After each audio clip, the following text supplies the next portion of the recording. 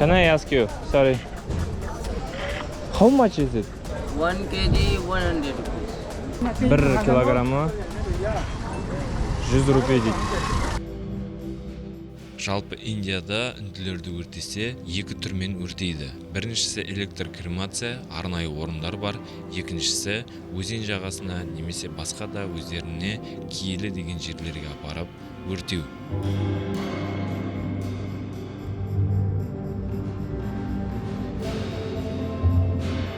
Электрлі өртеу кәдімгі үлкен пештерде жүзеге асырылады. Ал ағашқа өртеу ол бұрыннан келе жатырған дәстүрлері. Сол кремация үшін қанша ақша кететінін санап жіберейік. Кремация құны рәсім түріне қарай өзгереді.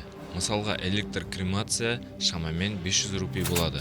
Дәстүрлі ағашпен жағу 3000 рупий мен 5000 рупий арасында.